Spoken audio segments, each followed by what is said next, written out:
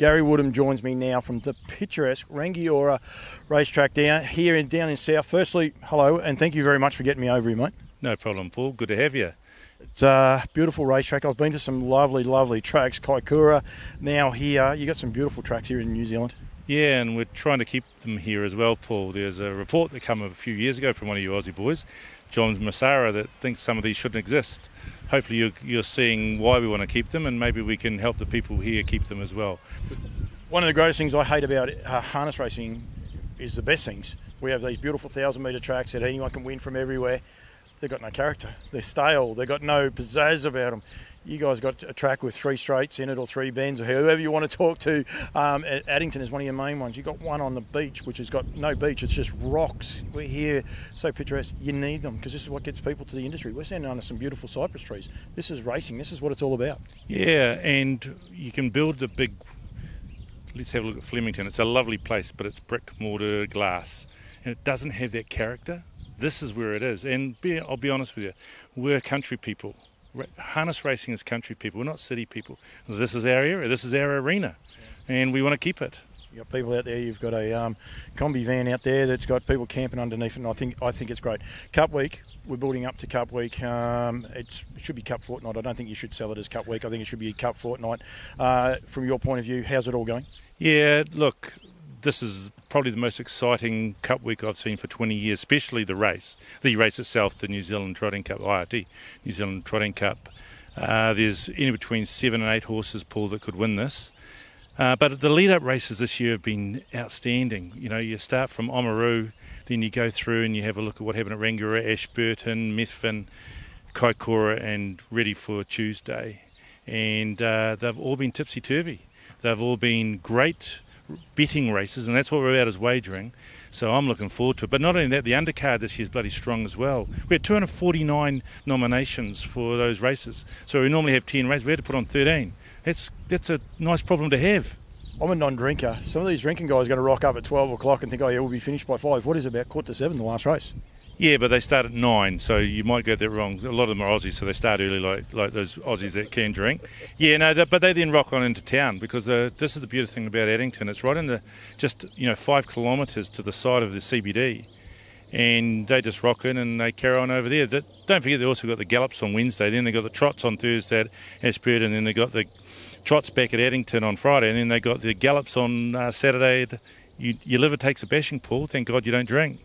I got people saying to me, oh, you got to come here, you got to go there. I'm like, I don't even know where I'm going. I know I'm not going to Rangiora Cup Day, because I'll be on the way home Riccarton Cup Day.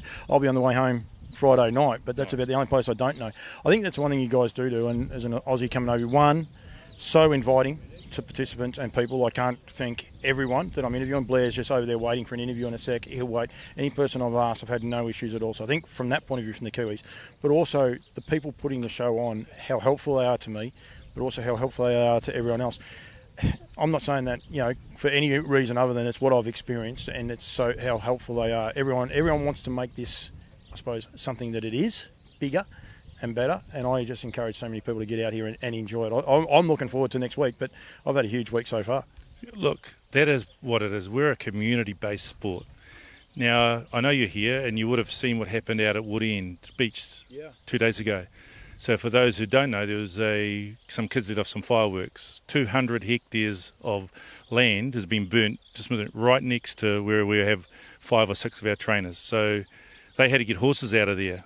So what happens? You put an SOS on Facebook, Twitter, or whatever. Next minute, you have 60 people turning up with utes and taking horses off. I mean, it moves you as a human being, because you don't want to see anyone hurt or horses injured. But to think that the community have roused around to do that, they're all competitors, Paul, in the same pool.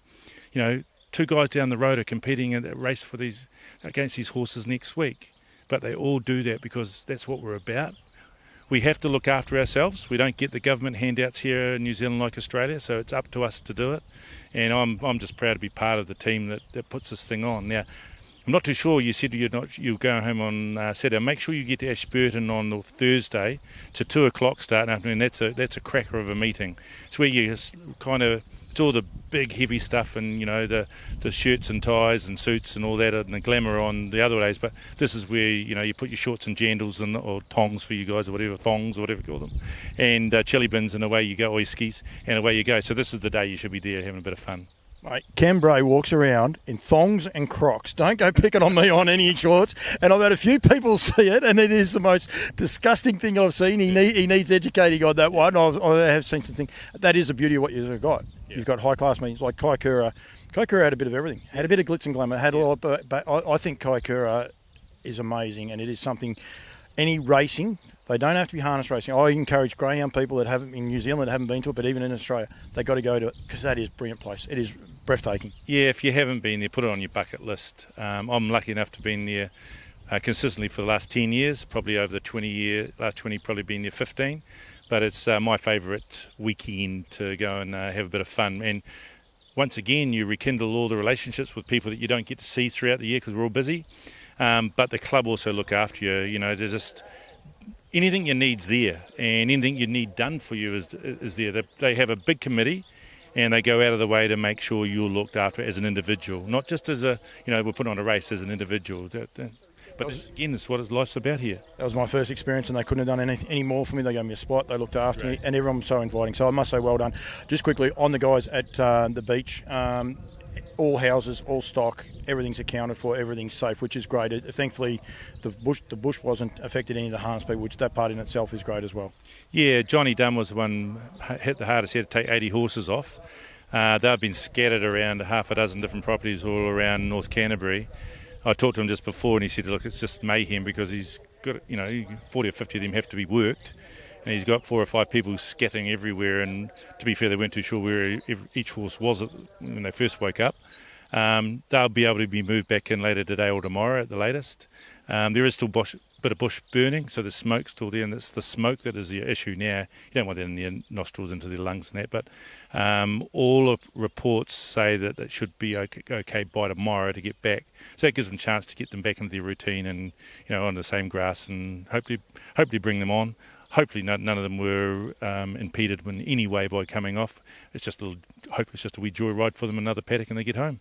As far as the integrity goes as well, the veterinary department and that are across it. When I say integrity, there's nothing unforeseen. It's actually making sure these horses' health is first and paramount, and also the participants as well, because some people would have got a fair shock. Yeah, so that's a good point. All horses get looked over and looked after in different ways. So the participants that came and removed those horses are all standard-bred trainers or drivers or owners, whatever, so they know how to look after the horse.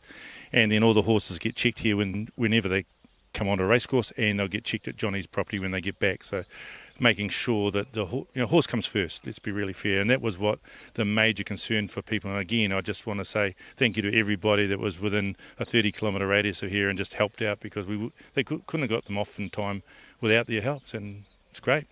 Absolutely, mate. I'm going to let you go and enjoy the festivities. I don't want to hold Blair up. I think he's got one race off, and he's going to give me 5 minutes of his time, but I appreciate it.